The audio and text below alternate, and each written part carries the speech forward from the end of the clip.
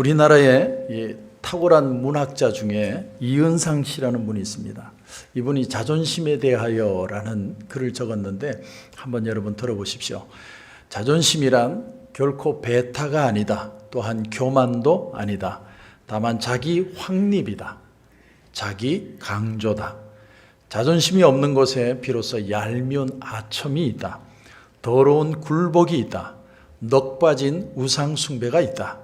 위대한 개인, 위대한 민족이 필경 다른 것이 아니다. 오직 이 자존심 하나로 결정되는 것이다. 여러분, 자존심을 가진다는 게 이만큼 중요하다는 거예요. 여러분, 우리 그리스도인들에게도 자존심이 있어요. 근데 이 자존심을 가지지 않으면 어떤 사람은 하나님의 자녀로 당당하게 살지만 어떤 사람은 고아처럼 늘 힘들고 위축되고 상처받고 고통받으면서 삽니다. 어떤 성경학자의 표현에 의하면 오늘 우리가 읽은 본문에서 바울의 생애 중에 가장 위대한 장면이 오늘 본문일 것이다. 이렇게 표현을 했습니다. 바울은 지금 분봉왕 아그리빠 왕 그 부부와 로마의 베스도 총독이 개최한 청문회장에서 자기 변론을 하고 있습니다. 여러분, 법정의 상황들을 잘 아시죠? 마지막에 판사가 이런 말을 하죠. 피고는 최후 변론하십시오. 그때 그 최후 변론이 오늘 바울이 하는 얘기입니다. 근데 바울은 굉장히 당당해요. 여러분, 법정에 서면 얼마나 위축이 됩니까? 당당하게 얘기해요. 오늘 읽지 않았지만 29절에 보면 바울이 이르되 말이 적으나 많으나 당신뿐만 아니라 오늘 내 말을 듣는 모든 사람도 다 이렇게 결박된 것 외에는 나와 같이 되기를 하나님께 원한다. 이렇게 표현했습니다. 아주 대담한 표현이죠. 여러분, 나처럼 살았으면 좋겠습니다. 이렇게 표현한 거예요. 그걸 누구 앞에서요? 왕 앞에서. 이처럼 당당할 수 있는 이유가 뭘까? 내가 이 세상을 사는데 예수 믿는 사람으로 정말 바울처럼 당당할 수 있는 방법이 뭘까?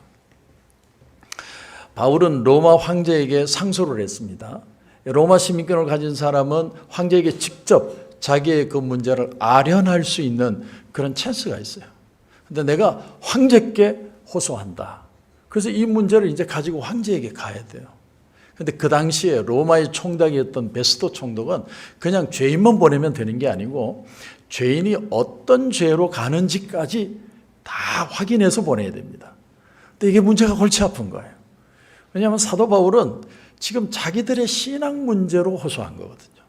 이게 무슨 정치적인 이슈나 세상의 어떤 문제로 가는 게 아니고 하나님을 믿는 것이 어떤 믿음이냐에 대한 문제를 가지고 하니까 이게 어떻게 죄목을 적어야 될지 모르겠네요. 골치가 아픕니다. 근데 마침 팔레스타인 북부 지역의 통치자로 있던 아그리빠 왕과 그의 누이 동생이 내방을 하게 돼요. 베스도 총독은 야, 이게 찬스다. 이 아그리빠 왕과 함께 결정을 내리자. 어떻게 하면 제목을 가질 것인가. 오늘 그게 이 재판정의 모습입니다. 바울은 이때 아마도 50대였을 것이다 이렇게 봅니다. 근데 아그리빠 왕 부부는요 20대 초반의 새파른 젊은이들이에요. 그 당시에 당대에 보통 사람의 평균 수명이 40대였어요. 그러고 보면 사도 바울은 노인입니다. 이제 곧 가야 할 나이인데 새파란 젊은이들 앞에서 이 청년 사울이었을 때 내가 예수님을 어떻게 만나고 그 예수님 때문에 내가 어떻게 인생이 달라졌는지를 당당하게 변론하는 겁니다. 그런데 바울이 비굴했느냐? 전혀 그렇지 않습니다. 예수님을 처음 만날 때나 지금이나 변함이 없습니다. 여러분은 예수 믿는 게 당당하십니까? 정말 내게 어떤 세월의 문제가 생겨도 나는 예수님 때문에 당당하다는 모습이 있습니까? 오늘 본문을 통해서 이전에 여러분이 들어보지도 않았던 이 사도 바울의 최후 변론을 통해서 어떤 사도 바울의 당당함이 그 속에 있을 수밖에 없었는지를 오늘 본문을 통해서 우리가 발견해야 됩니다. 첫 번째가 뭐냐면 그는 빛을 만났다는 거예요. 빛을. 자기 인생이 완전히 바뀔 수 있는 결정적인 이유가 뭐냐면 내가 빛을 봤다는 겁니다. 사도행전 9장 3절에 보면 사울이 길을 가다가 다메섹에 가까이 이르더니 호련히 하늘로부터 빛이 그를 둘러 비치는지라 땅에 엎드려져 들음에 소리가 있어 이르시되 사울아 사울아 내가 어찌하여 나를 박해하느냐. 근데 오늘 13절을 보니까 그 빛이 어떤 빛이었는지 정확하게 이렇게 표현을 했습니다. 왕이여 종호가 되어 길에서 보니 하늘로부터 해보다 더 밝은 빛, 해보다 더 밝은 빛이 나와 내 동행을 다 비췄다 이렇게 표현합니다. 한마디로 그의 인생은 빛을 만나서 빛으로 달라진 인생이에요. 여러분, 빛은 생명이에요. 왜냐하면 빛은 어둠을 물리쳐버리기 때문에. 빛이 비치면 어둠들이 다 물러갑니다. 어둠은 죽음이고 어둠은 죄악이에요. 그런데 빛이 비치면 이 어둠들이 다 물러가는, 따라서 빛은 생명이라는 거예요.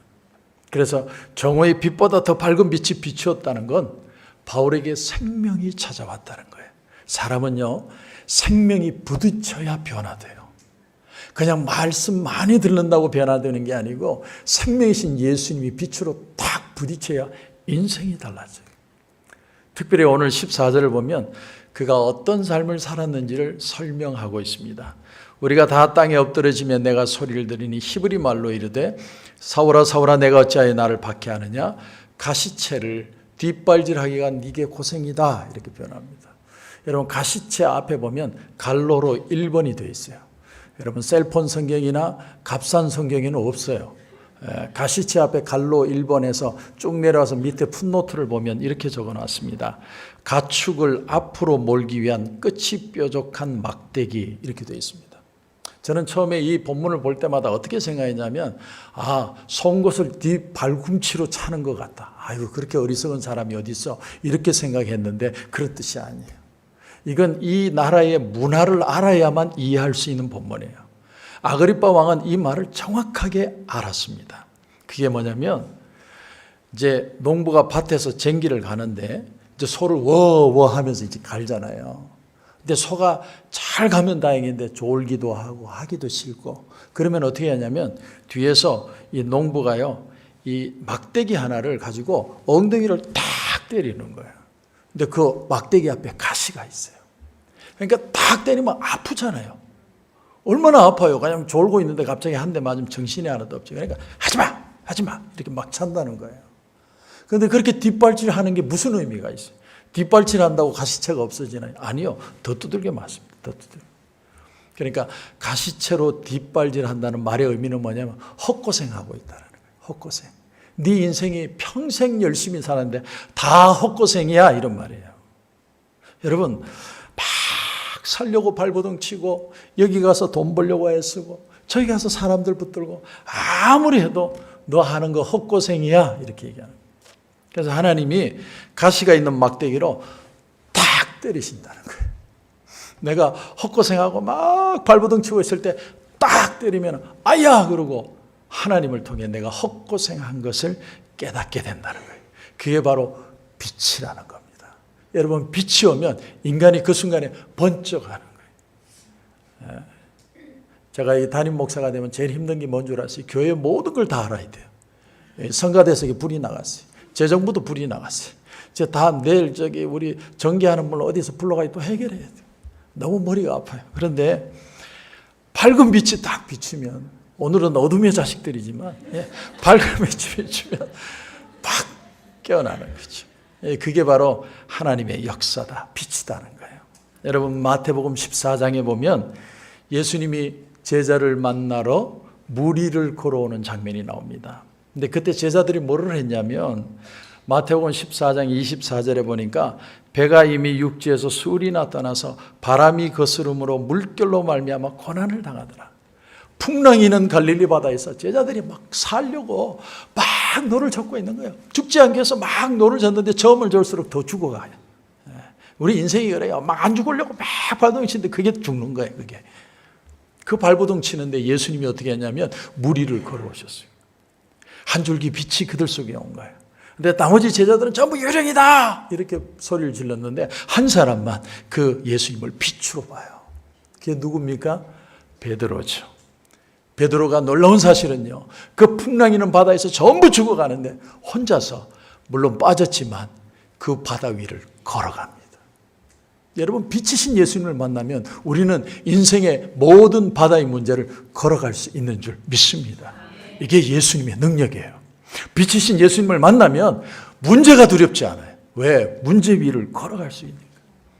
저는 여러분에게 도전하고 싶습니다. 오늘 이 아침에 내 삶에 힘들고 어렵고 짜증나고 앞이 막혀있고 어떻게 살 줄 몰라 막 허덕이는 그 가시채 뒷발질하는 그런 삶을 여러분 살고 있지 않습니까? 막 발버둥은 치는데 답이 없어요.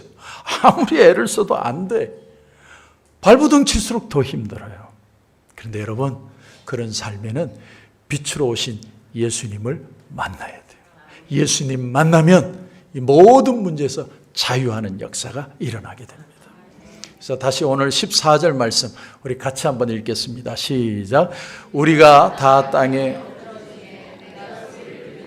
히브리 말로 이르되 사울아 사울아 내가 어찌하여 나를 박해하느냐 가시채를 뒷발질하기가 내게 고생이니라. 아멘. 가시채를 뒷발질하는 이유가 뭐였어요? 네가 어찌하여 나를 핍박하느냐. 예수 믿는 사람 핍박하는 게 가시채를 뒷발질하는 것처럼 고생스럽다는 거예요. 여러분, 그래서 가시채를 뒷발질하는 삶은요, 역주행하는 삶이에요. 차들이 전부 앞으로 가는데 한 대가 거꾸로 오고 있어요. 그러면 자기도 힘들고 가는 사람도 힘들고 난리가 나는 거예요. 그 한 사람 때문에 모든 게 골치 아파지는 거예요. 인생을 역주행하는 게 가시채를 뒷발질하는 거예요. 바울의 삶이 그랬다는 겁니다. 예수 믿는 사람 옥에 가두고 예수 믿는 사람들 법정에서 재판해서 죽는 자리에 내놓고 그러는 자기도 마음이 안 편해. 내가 왜 이 짓 하는지 모르겠어요. 근데 악착같이 예수 믿는 사람 잡으러 다니는 거예요. 발버둥 치면서. 왜? 해야만 하니까. 나는 옳은 것을 위해서 사니까. 근데 마음은 하나도 안 편해요. 좀 더 여러분 자세히 한번 보시면 11절에 이런 말씀이 나옵니다. 또 모든 회당에서 여러 번 형벌하여 강제로 모독하는 말을 하게 하고 그들에 대하여 심히 격분하여 외국 성에까지 가서 박해하였고, 여기 형벌한다는 단어가 티모레오라는 헬라어입니다. 무슨 뜻이냐면 그리스도인들에 의해서 유대교의 명예가 더럽혀졌다는 거예요. 자, 그러면 유대교회의 명예가 더럽혀진 걸 회복하는 방법이 뭐예요? 그 사람들을 고문을 하든 괴롭히든 고통을 엄청나게 줘서 이 하나님을 이렇게 유대교의 명예를 더럽힌 것을 그들이 예수를 부정함으로 회복하겠다는 거예요. 그러니까 사도 바울은 왜 이 사람들 잡으러 다니냐면 죽이는 게 목적이 아니야. 더 무서운 거예요. 잡아가지고 고문을 해가지고 힘들게 해가지고 너 예수 믿는 거 거부해. 그게 유대교가 회복되는 방법이야. 크리스찬 2번 죽이겠다는 거예요. 여러분, 한 번은 고통 때문에 어쩔 수 없이 예수를 부정하고, 두 번째는 예수를 부정한 그 마음으로 평생을 길티 필링을 가지고 살도록. 여러분, 영화 보면 그런 거 있잖아요. 아주 나쁜 인간을 이 주인공이 가지고 막 두들겨 패서 이제 총으로 쏴서 죽여야 되는데 안 죽여. 왜 안 죽이냐? 이렇게 주인공이 말해요. 난 널 지금 죽이지 않아. 네 자식이 너 때문에 고통당하는 걸 평생 보다가 죽어. 무서운 거죠. 사도 바울은 좋은 사람이 아니에요. 정말 독종 중에 독종이에요. 근데 자기도 왜 그렇게 하는지 몰라. 그런데 그렇게 했는데 예수 믿는 사람들이 예수를 부정해야 되는데 안 하는 거예요. 그러니까 더 열받았어요. 열받아가지고 강제로 모독하는 말을 하게 했다. 여기 하게 했다는 말이요, 헬라어 문법에 보면 미완료형이에요. 미완료형은 언제 쓰느냐면 계속 하는 거예요. 계속 고문해가지고 예수 못 믿게 계속 그렇게 부정하게 만드는데 계속 나는 예수 믿는다고 고백하는 거예요. 사도 바울이 더 돌아버렸어요. 그래서 어떻게 했냐면 내가 예수 믿는 인간들은 이 지구상에서 다 없애버리겠다. 그래서 다메섹으로 가는 거예요. 예루살렘에서 다메섹에 있는 저 이방 땅에 있는 예수 믿는 사람까지 다 잡으려고 130마일을 걸어가고 있었는 거예요. 그러다가 예수님을 만나요. 사도 바울은요, 이 삶이 얼마나 괴로웠으면 누가 나를 사망의 몸에서 건져내랴. 얼마나 많은 예수 믿는 사람을 괴롭혔냐. 왜 괴롭혔느냐? 빛을 못 만나니까. 빛이신 예수님 못 만나면 우리는 독종같이 사는 거예요, 세상을. 그래서 빛이신 예수님을 만나서 내 인생이 뭔지를 그때 알게 됐다라는 거예요. 여러분, 이 아침에 여러분 잘 들어보십시오. 내 삶이 힘든 것, 혹시나 가시채를 뒷발질하는 것처럼 너무 힘들고 끝없이 노력하고 끝없이 애쓰는데 내 문제는 해결이 안 되고 더 마음은 힘들고 상처받고 고통나고 짜증나고 분노하고, 여러분, 오늘 예수님을 만나지 않으면 이 문제는 해결되지 않아요. 예수님 만나야 해결되는 거예요. 빛이신 예수님이 우리 가운데 오신 이유는 그 이유 하나입니다. 또 하나가 있습니다. 또 하나. 오늘 16절부터 말씀인데 좀 길지만 같이 읽겠습니다. 시작. 일어나 너의 발로 서라. 내가 내게 나타난 것은 곧 내가 나를 본 일과 장차 내가 내게 나타날 일에 이스라엘과 이방인들에게서 내가 너를 구원하여 그들에게 보내어 그 눈을 뜨게 하여 어둠에서 빛으로 사단의 권세에서 하나님께로 돌아오게 하고 죄사함과 나를 믿어 거룩하게 된 무리 가운데서 기업을 얻게 하리라 하더이다. 아멘. 우리가 이 말을 또 자세히 분석할 텐데요. 우선 소명과 사명이 좀 달라요. 여러분 잘 들어보세요. 소명과 사명이 틀려요. 소명은 뭐냐면 하나님께로 부르는 거예요. 우리 교회를 에클레시아라고 그러죠. 세상 밖으로 불러낸 공동체가 교회예요. 그러니까 하나님께로 불러내는 게 소명이에요. 근데 사명은 뭐냐면 사명은 할 일을 가지고 부르시는 거예요. 저와 여러분에게 할 일이 있는 거예요. 백 목사가 여기서 설교를 하고 막 죽을 일이 있어도 내가 복음을 전한 이유는 하나님이 내게 맡겨주신 할 일이라고 생각하기 때문에요. 그게 사명이라는 거예요. 여기서 두 번째로 생각할 사실이 뭐냐면 빛이신 주님을 만나면 우리 인생은 소명에서 사명으로 바뀐다는 거예요. 소명에서 사명으로 바뀐다. 오늘 말씀에 일어나 너의 발로 서라 이렇게 표현합니다. 하나님이 바울을 부르시는 거예요. 예수님이 부르시는 거예요. 일어나라. 이제 wake up, stand up. 일어나야 돼. 예수님이 초청하시는 거예요. 마가복음 10장에 보면 날 때부터 소경이었던 바디메오가 안전뱅이로 볼 수 없으니까 눈을 감고 시주를 하다가 시주가 아니다. 동냥을 하다가 죄송합니다. 왜 갑자기 이렇게 이상하다. 그래서 예수님이 지나가니까 다윗의 자손 예수여 나를 불쌍히 여겨 주옵소서. 막 고함을 지르니까 예수님이 뭐라고 얘기했냐면 너 이리로 와라. 이래. 아니 지금 한 번도 걸어본 적도 없고 눈 떠본 적이 없는 사람을 너 이리로 와라 그래. 여러분 이게 말이 모순이죠. 근데 마가복음 10장 50절에 보면 맹인이 겉옷을 내버리고 뛰어 일어나 예수께 나왔다 이렇게 표현해요. 여러분 뛰어나왔다는 표현을 원문 그대로 보면 스프링처럼 팍 튀었다 이런 뜻이에요. 그냥 일어난 게 아니에요. 팍 튀어서 일어난 거예요. 예수님이 오라고 그러니까 놀래가지고 팡 튀어서 나갔다는 거예요. 여러분 주님이 여러분을 부르실 때 주님은 여러분에게 힘을 주시는 줄 믿으시기 바랍니다. 주님이 그냥 부르는 거 아니에요. 여러분에게 능력 주셔서 정말 힘있게 사역할 수 있도록 여러분에게 힘을 주신다니까요. 그걸 믿어야 예수님이 부를 때 갈 수 있는 겁니다. 그런데 여기서 아주 깊은 주님의 마음을 하나 깨닫게 됩니다. 조금 특이한 것이 오늘 14절인데 우리 같이 한번 읽겠습니다. 시작. 우리가 다 땅에 엎드러짐에 내가 소리를 들으니 히브리 말로 이르되 사울아 사울아 내가 어찌하여 나를 박해하느냐. 여러분 이 구절 읽다가 왜 꼭 히브리 말로 했다는 표현을 했을까? 여러분 의문 생기지 않으셨어요? 왜 히브리라는 말을 꼭 넣었을까? 여러분 이 지금 누가가 사도행전을 적으면서 히브리 말로 그냥 사울아 사울아 하면 되지. 왜 이 말을 꼭 집어넣었을까? 여러분 여기 아주 중요한 비밀이 있어요. 바울은요 날 때부터 히브리인이었어요. 그리고 하나님의 그 말씀에 열심히 특심한 사람이에요. 근데 지금은 뭐가 되어 있어요? 폭도가 되어 있어요. 내가 원한 거 아니에요. 나는 하나님 잘 믿는 방법으로 열심을 낸 게 폭도가 되어버린 거예요.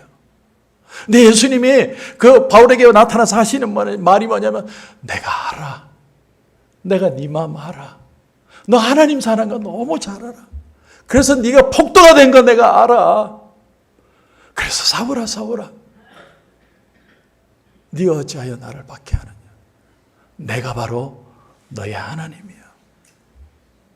그걸 히브리 말로 하는 거예요. 여러분, 누가 이 세상에 예수님을 내가 연구해서 예수님 만날 사람이 있겠습니까? 내가 예수 한번 연구해서 내가 예수님 한번 믿어보겠다. 한 사람도 그렇게 만날 수 없어요. 어떤 사람도 그렇게 만날 수 없는데 예수님이 이 땅에 오셨어요. 어디에 오셨냐면 말구유에 오셨어요. 말구유는 다른 말로 하면 말밥통이에요. 여러분, 말이 먹는 그 염을 먹는 밥통에 태어난 거예요. 어떤 부모가 자식을 말밥통에다가 낳는 부모가 있냔 말이에요.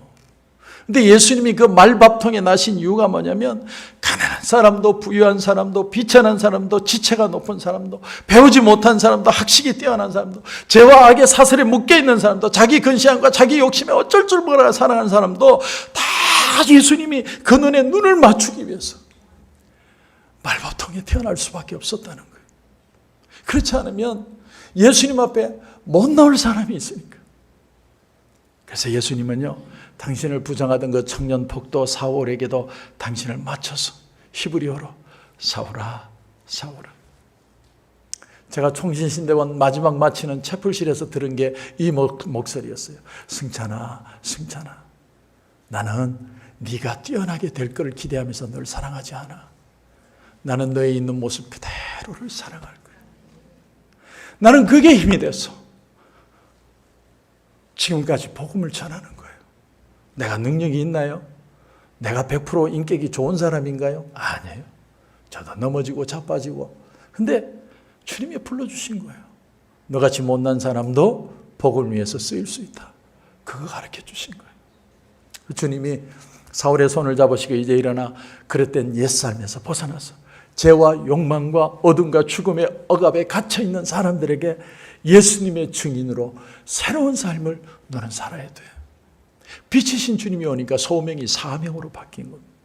오늘 16절 다시 보시면 같이 읽겠습니다. 시작. 일어나 너의 발로 서라. 내가 내게 나타난 것은 곧 내가 나를 본 일과 장차 내가 내게 나타날 일에 너로 종과 증인을 삼으려 함이니. 여기에 종은 헬라어로요, 휘페르테스라는 단어고 증인은 마르티스라는 단어예요. 여러분, 휘페르테스라는 단어는 종이라는데 이 종이 그 당시에는요, 종이 6단계가 있어요. 그 중에 제일 밑이에요. 이 사람들은 뭐 하는 사람이냐면 이 노예가 되어서 이제 배를 모는데 배 밑창에서 배를 모는데 밖에를 볼 수가 없어요. 그냥 노질만 하는 거예요. 하다가 병들거나 약해지면 그 사람 들어서 저 바다에 던져 죽이는 게 그게 휘페르테스예요. 그런 종이에요. 나를 하나님이 그런 가장 낮은 자리로 불렀다는 거예요. 그런가 하면 나를 말티스, 순교자로 불렀다는 거예요. 증인, 내가 자신의 내 증언에 대해서 생명을 걸 수 있는. 바울이요, 아그리빠 왕이든 뭐 베스도 총독이든 아무 상관없어. 나는 예수님을 증거하고 나는 죽어도 괜찮아. 그렇게 증거했다는 거예요. 그렇게 할 수 있었던 유일한 이유가 뭐냐면 말박통에 오신 예수님을 만났기 때문에요. 가장 낮은 곳에 오신 예수님을 만났기 때문에 나도 가장 낮은 곳으로 내려갈 수 있는 거예요. 그게 종이에요. 그게 말티스예요. 여러분, 이게 내 힘으로 될 것 같아요? 내 힘으로 안 돼요. 세상 사람들은 어둠 속에 살아가면서도 자기가 어둠 속에 갇혀있다는 인식조차 못해요. 사단의 속박에 매여서 그렇게 살면서도 자기가 사단의 노예라는 그 자체를 자각하지 못해요. 그래서 예수님이 빛으로 오신 거예요. 빛으로 오셔서 부딪히신 거예요. 빛이신 예수님께 눈을 뜨면 자기가 그동안 어둠에 갇혀있다는 사실을 그때 깨닫게 되는 겁니다. 전 진리신 예수님에 대해서 눈을 뜨면 자기가 그동안 사단의 노예로 살았다는 걸 그때야 자각하게 돼요. 성자 하나님이신 예수님에 대해서 눈을 뜨면 자신이 예수님 안에서 하나님의 거룩한 자녀가 되었다는 걸 그때 깨닫게 되는 거예요. 모든 것을 소멸시키는 죽음의 권세를 깨뜨리고 3일 만에 부활하신 예수님의 눈을 뜨면 나도 주님과 함께 주님의 십자가에 죽고 이제는 휘페르테스와 말티스로 종과 증인으로 이 세상을 살아갈 수 있게 된다는 거예요. 그게 빛 대신 예수님을 만난 사람들의 진짜 삶이 달라진 모습입니다. 이재철 목사님의 설교 가운데 의미심장한 말씀이 있어서 여러분과 나누기를 원합니다. 그리스도인은 자신의 수고에 대해서 기득권을 주장하는 보수주의자가 아닙니다. 그리스도인은 다른 사람의 것으로 함께 나누자는 진보주의자도 아닙니다. 그리스도인은 누구보다 열심히 일을 하고 주위 사람들을 위해 자신의 권리를 자발적으로 기꺼이 포기하는 사람들입니다. 그리스도인은 세상 사람과 거룩하게 구별된 삶을 실천하는 사람이기 때문입니다. 그런 사람이 모인 교회가 예수님께서 내 교회를 세우리라고 천명하신 예수님의 교회요. 그런 교회는 이 땅에 교회를 세우신 예수님께서 다시 오실 때까지 유효합니다. 그런 교회를 통해서 돈이 돈을 잡아먹고 돈이 사람을 잡아먹는 비인격적인 이 세상이 비로소 하나님의 나라로 일궈질 수 있으면 두말할 나위 없을 것입니다. 여러분, 지금 우리가 사는 이 미국 땅과 두고 온 조국이 다시 만나야 할 분이 누구라고 생각하십니까? 아주 뛰어난 리더십을 가진 어떤 정치가입니까? 천만에. 우리가 현실로 목도하고 있지 않습니까? 그건 마치 가시처로 뒷발질하는 것하고 똑같아요. 빛이신 주님을 다시 만나야 됩니다. 빛이신 주님이 우리 가운데 와야 우리의 삶에 소망이 있고, 소망으로 끝나는 게 아니라 우리가 이 세상을 휘페르테스와 말티스로 살아갈 수 있어요. 내가 내 열심으로 내 객기로 하는 거 아닙니다. 나는 열심히 뛰면 뛸수록 가시처를 뒷발질하는 거하고 똑같아요. 예수님이 내게 오셔서 감동과 감격과 눈맞춤과 함께하심과 위로하심을 경험한 사람만 주님과 같이 빛된 길을 걸어갈 수 있습니다. 저는 우리 교회가 그런 교회가 됐으면 좋겠어요. 목사로 위시하여 모든 성도들이 휘페르테스와 말티스가 될 수 있는, 예수님이 빛이기 때문에, 빛을 만났기 때문에 나를 내려놓고 정말 종처럼 섬길 수 있는 그런 은혜와 역사가 오늘 저와 여러분 가운데 다시 한번 일어나기를 주님의 이름으로 축원합니다. 기도하겠습니다.